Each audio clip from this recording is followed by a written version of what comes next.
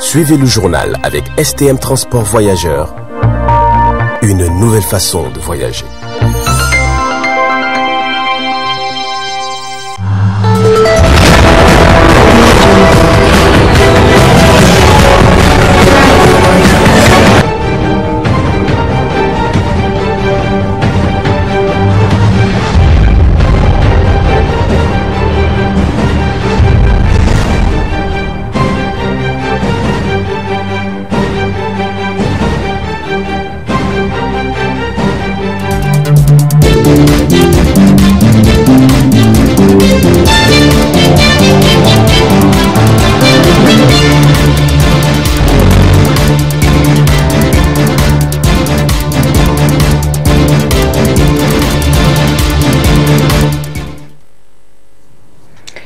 Messieurs, dames, bonsoir et ravi de vous retrouver à travers cette grande édition d'information sur le miroir de la femme et toutes nos excuses pour ce léger retard indépendant de notre volonté. Cela dit, l'association des auteurs-compositeurs islamiques organise depuis ce matin la deuxième édition de la journée culturelle islamique et c'était au CFM Taya de Niamey. D'autres précisions avec Ralia Sami et Abdul Nasser Abdou.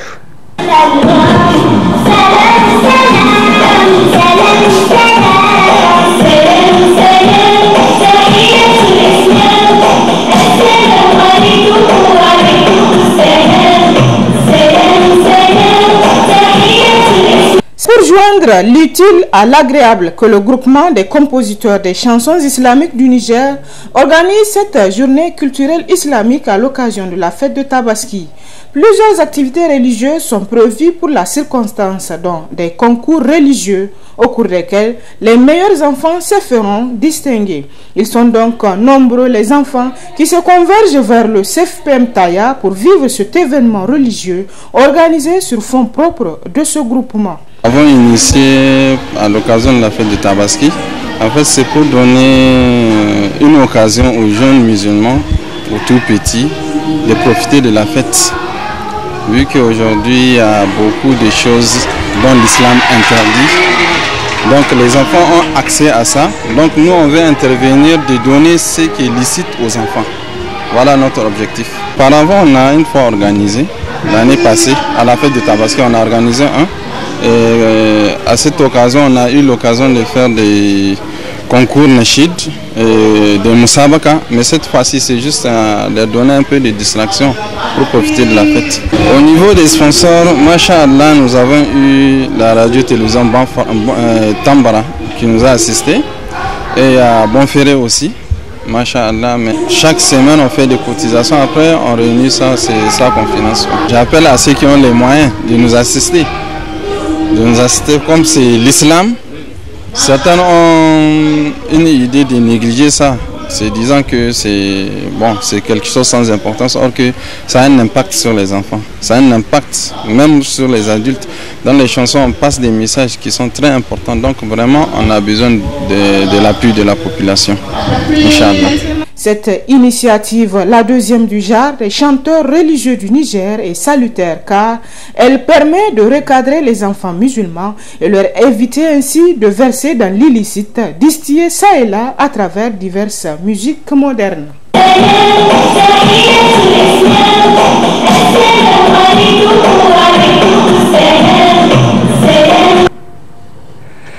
Parlons à présent dans cette édition du programme Niamey-Niala, plus précisément de certaines infrastructures routières, dont la route de Niamey-Niala. Constat Hissa Adamou, Abdel Nasser Abdou.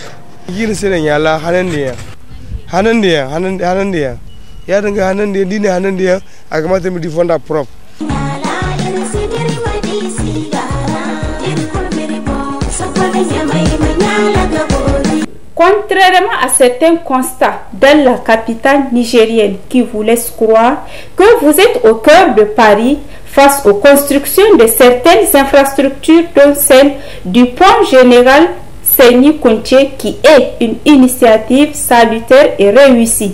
Certains programmes spécifiques et pleins d'ambition pour la modernisation de cette capitale nigérienne semblent un échec pour ses initiateurs. Il s'agit de certaines infrastructures routières du programme Niamey-Niala ou Ville Coquette. À l'heure actuelle, que devient la voie dite Niamey-Niala? Nous sommes ici présentement sur la voie Niamey-Niala, comme vous le constatez vous-même. Niamey-Niala, carrément, c'est un programme qui a été bafoué. Ici, là où je suis, là, vous avez l'impression que c'est comme s'il n'a jamais existé un goudron. Mais ici, on est sur une voie goudronnée. Mais vous n'avez pas l'impression que c'est une voie goudronnée. Cela veut dire qu'en réalité, la volonté n'était pas de faire une voie à long terme. Ils avaient autre chose derrière ça. Comme vous le constatez, chacun laissé dans ce pays aussi. Les laisser dans ce pays comme vous trick, c'est un problème où ils construisent juste pour avoir quelques sous. Aujourd'hui, si on vous dit le montant qu'avait servi pour la construction de cette voie-là, vous n'allez pas imaginer. Cette voie de combien de kilomètres, je pense, qui prend source au niveau de CG25 et qui finit au niveau du rond-point Escadrille, à peu près une vingtaine de kilomètres, au maximum de les 10 milliards. Mais aujourd'hui, comme vous entendez, le montant qu'avait mettre le système pour faire cette voie, c'est autre chose. Donc cela veut dire en réalité, ils font juste pour avoir quelque chose, mais pas pour servir le peuple, pas pour servir le pays. Les entreprises qui recrutent pour faire ces voies-là, en réalité, c'est un truc réglé à l'amiable. Ça n'a rien à voir avec la réalité, madame. Ils l'ont construit en 2012, ça fait de cela 10 ans. Impraticable dans son intégralité, madame. Impraticable parce que là, vous constatez, c'est comme si, même si c'est l'atterri de ça, là, ça n'a pas la valeur de l'atterri de ça. Ils l'ont construit en 2012, à 2015, il n'y a même pas de voie. La construction de la voie Niamey-Niala est une gigantesque perte pour le pays comme le Niger, affirment certains riverains de cette voie. D'où le lieu d'interpeller la conscience des décideurs politiques à faire des constructions de qualité et à des lieux étudiés par des spécialistes du domaine. La gestion des déchets est un véritable casse-tête car à Niamey, l'on assiste à un phénomène d'insalubrité persistante dans plusieurs quartiers de la capitale. Zainab Gagra, précision. Situé à environ 900 mètres de la mairie de l'arrondissement communal Niamey 5, le bord du deuxième pôle de la capitale du Niger est de plus en plus menacé par une insalubrité grandissante. Cette remarque de désolation en plein centre-ville de la capitale, en particulier à la rive droite au bord du fleuve Niger, peut avoir des conséquences sur la santé mais aussi sur l'environnement.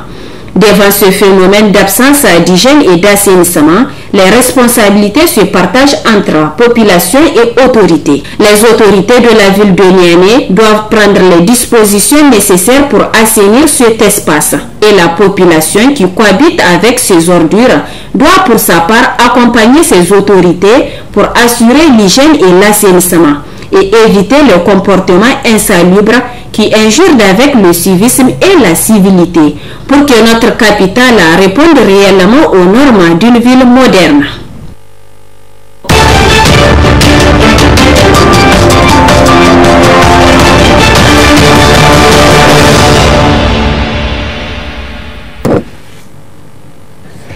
L'actualité internationale à présent, la Côte d'Ivoire demande la libération sans délai de ses 49 soldats capturés au Mali le 10 juillet dernier. Plus de précisions dans cet élément. La Côte d'Ivoire demande au Mali la libération sans délai de ses 49 soldats arrêtés injustement dimanche à l'aéroport de Bamako. Le pays a nié toute intention de déstabiliser son voisin après que le Mali a accusé les militaires ivoiriens d'être des mercenaires. Mardi, la présidence ivoirienne a réuni un conseil national de sécurité extraordinaire puis publié un communiqué affirmant qu'aucun militaire ivoirien n'était en possession d'armes et de munitions de guerre. La veille, le gouvernement malien a signalé que ces soldats ivoiriens se trouvaient illégalement sur le territoire du Mali. Selon Abidjan, la présence de ces soldats dans le cadre d'opérations de soutien logistique à la mission des Nations Unies au Mali, MINUSMA, est bien connue des autorités maliennes. Des militaires ivoiriens sont en effet présents à l'aéroport de Bamako depuis juillet 2019 et la signature d'une convention avec les Nations Unies. Mardi, l'ONU a expliqué que les militaires interpellés étaient des éléments nationaux de soutien déployés par les pays contributeurs de troupes à la MINUSMA. L'actualité en Ukraine, les bombes continuent à s'abattre sur les civils. La situation sur le terrain au 138e jour de guerre est catastrophique. Reportage. Les bombes russes continuent de s'abattre sur les civils en Ukraine. Ce lundi, au moins 6 personnes ont été tuées, dont un adolescent de 17 ans et 31 autres blessés dans des tirs de lance-roquettes à Kharkiv, la deuxième ville du pays. Les bombardements se poursuivent également dans la région de Donetsk, à l'est. À Tchassivyar, le bilan du bombardement d'un immeuble est monté ce lundi à 31 morts. 9 personnes ont pu être sauvées des décombres. Pour l'Institut américain pour l'étude de la guerre, cette attaque contre Tchassivyar a pour but d'isoler la ville stratégique de Bakhmout, située à 10 km de là. Mais pour Moscou, le champ de bataille ne se limite pas au combat. Le président russe Vladimir Poutine a signé un décret visant à accorder rapidement la citoyenneté russe à tous les Ukrainiens et pas seulement dans les zones déjà occupées par son armée. Une manière pour Moscou d'asseoir son influence dans le pays. Cette tactique a déjà été utilisée par la Russie en Géorgie et en Moldavie. En ce 138e jour de conflit, enfin, le Premier ministre néerlandais Mark Rutte s'est rendu à Kiev pour la première fois depuis le début de la guerre. Il a décrit l'invasion russe comme étant le contraire même de la civilisation et de la décence. Il a promis de continuer à aider l'Ukraine militairement et économiquement. Nous devons être prêts, car la guerre peut durer, a conclu le chef d'État néerlandais.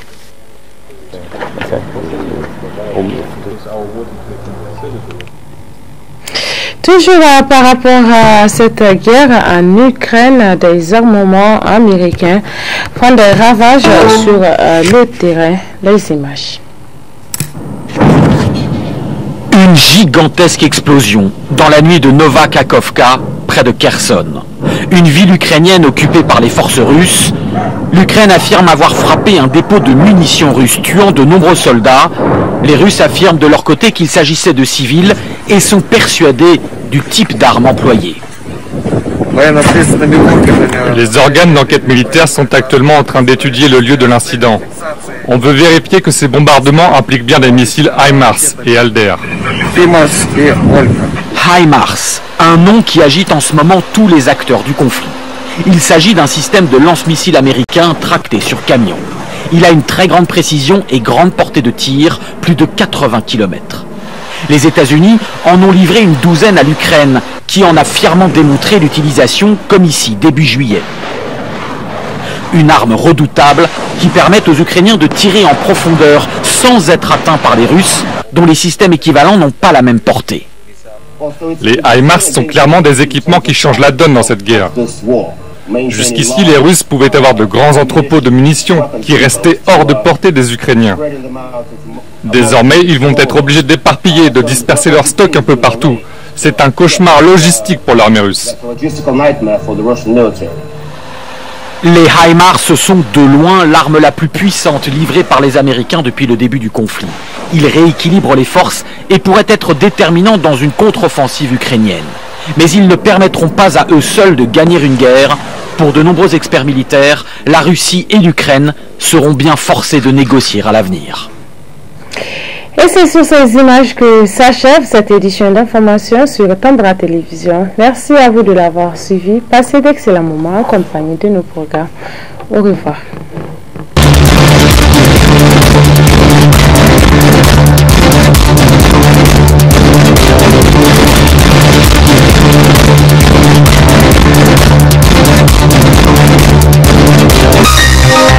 Ce journal vous a été présenté par STM Transport Voyageurs.